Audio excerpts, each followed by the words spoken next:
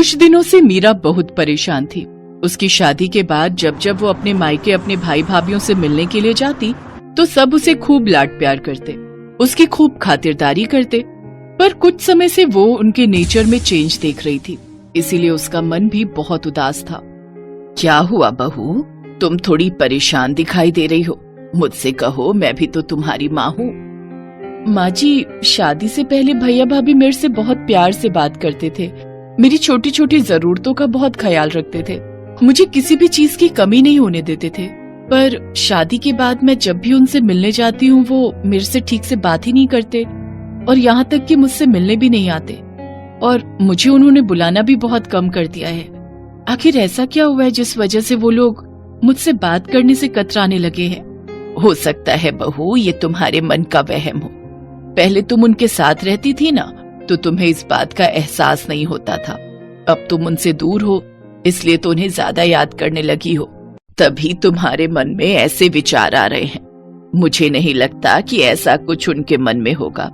एक काम करो, तुम कुछ दिनों के लिए अपने मायके रहकर आ जाओ, इससे तुम्हारे मन का वहम भी दूर हो जाएगा और तुम्हारा उदास मन भी ठीक हो जाएगा। थैंक यू माँ जी, मैं तो पता नहीं क्या क्या सोच रही थी। मैं कल ही मायके रहने चली जाती हूँ। एक काम करती हूँ, मैं उन्हें कुछ बताऊंगी नहीं, उन सबको सरप्राइज दूंगी। अगले दिन मीरा अपने भैया भाभी को सरप्राइज देने के लिए अपने मायके पहुँचती है, पर वहाँ पर तो ताला लगा हुआ था। अरे, घर पर तो ताला लगा हुआ है, हो सकता है निशा भाभी और अलका भाभी कहीं बाहर गई हो। थोड़ा इंतजार कर लेती हूँ। एक काम करती हूँ, निशा भाभी के मोबाइल पर फोन करती हूँ। मीरा अपनी बड़ी भाभी को फोन मिलाती है, पर फोन ही नहीं मिल रहा था। तभी पड़ोसन उसके पास आती है। अरे मीरा बिटिया, कैसी हो? नमस्ते आंटी जी, मैं ठीक हूँ। आपको कुछ आइडिया है कि भाभी कहाँ गई हैं? वो सब तो घूमने के लिए विदेश गए हैं, 1 महीने बाद लौटेंगे। वो तुम्हारे भतीजे ऋषि का बर्थडे है ना, वही मनाने के लिए गए हैं। विदेश गए हैं? मुझे बताया भी नहीं। आ जाओ बिटिया, यहाँ आ जाओ, मैं चाय बनाती हूँ। नहीं आंटी जी, मैं फिर कभी आऊंगी, अभी मैं चलती हूँ। नमस्ते आंटी। मीरा के दिमाग में बहुत सी बातें चलने लगी। पूरे रास्ते कुछ न कुछ सोचती रही। अजय भैया और विजय भैया तो कह रहे थे कि मेरी शादी के लिए उन्होंने कर्ज लिया है, उनके पास शादी के लिए पैसे नहीं है। पहले ही उनका काम अच्छा नहीं चल रहा, बड़ी मुश्किल से मेरी शादी कर रहे हैं, पर विदेश ट्रिप में बर्थडे के लिए फिर उनके पास पैसे, मुझे कुछ समझ नहीं आ रहा। और यहाँ तक कि घूमने जा रहे हैं, वो भी देश से बाहर, विदेश में। मुझे एक बार फोन करके बताया तक नहीं। उलझन भरी बातें मीरा के दिमाग में चलती रहीं। जैसे ही वो वापस ससुराल पहुंची तो उसकी सास और पति दंग रह गए। अरे मीरा, तुम वापस आ गई? तुम तो भैया भाभी के घर रहने गई थी ना? क्या हुआ बहू, तुम लौट क्यों आई? भैया भाभी आउट ऑफ इंडिया गए हैं ऋषि का बर्थडे मनाने के लिए। सब लोग 1 महीने बाद लौटेंगे। मुझे एक बार भी फोन करके दोनों भैया और भाभी ने बताया तक नहीं। मैं यही सोच रही हूँ, कम से कम एक फोन तो कर देते। हमसे तो उन्होंने कहा था कि हमारे पास शादी के लिए पैसे नहीं हैं, इसीलिए अमित ने लोन लेकर पूरी शादी का खर्च उठाया था। वैसे मुझे ये बात कहनी नहीं चाहिए बहू, पता नहीं तुम क्या सोचोगी, पर उन लोगों के पास विदेश घूमने के लिए पैसे कहाँ आए, जबकि पूरी शादी तो हमने की है। यही देखते हुए कि उनके पास शादी के लिए पैसे नहीं है। ये तो तुम दोनों की लव मैरिज थी, इसी वजह से ना मैंने कुछ बोला, ना तुम्हारे ससुर जी ने और ना ही अमित ने। छोड़ो विमला, ये सब कहने की क्या जरूरत है? बहू पहले ही बहुत परेशान है, ये सब बातें सुनकर ये और परेशान हो जाएगी। कोई नहीं, मीरा हमारी बहू है, हमारा खर्चा हो या इसके मायके वालों का, बात एक ही है। अगले 1 महीने तक मीरा के भाई भाभीओं ने एक भी फोन नहीं किया। अचानक 1 महीने बाद एक दिन जब मीरा अपने पति अमित के साथ बाजार गई हुई थी, वहीं उसकी दोनों भाभियां उसे दिखाई दें, पर वो दोनों उससे नजरें चुराने लगी। सुनो, ये तो निशा भाभी और अलका भाभी है ना? इसका मतलब ये लोग विदेश से वापस आ गए, पर इन्होंने आकर भी मुझे फोन नहीं किया। चलो तो मैं बात करती हूँ।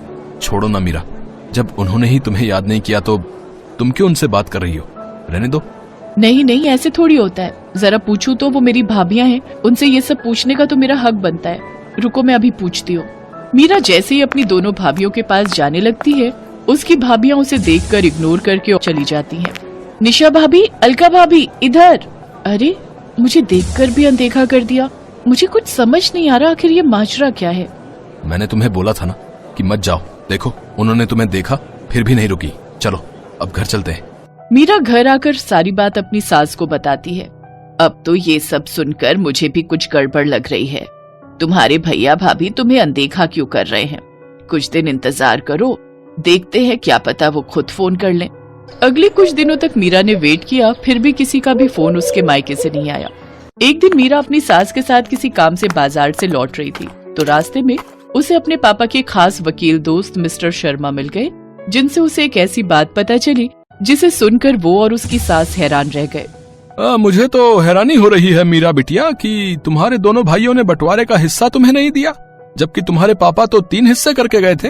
उन्होंने तुम्हारी वसीयत में यही लिखा था कि तीसरा हिस्सा तुम्हारी शादी और तुम्हारे दूसरे खर्चों के काम आएगा।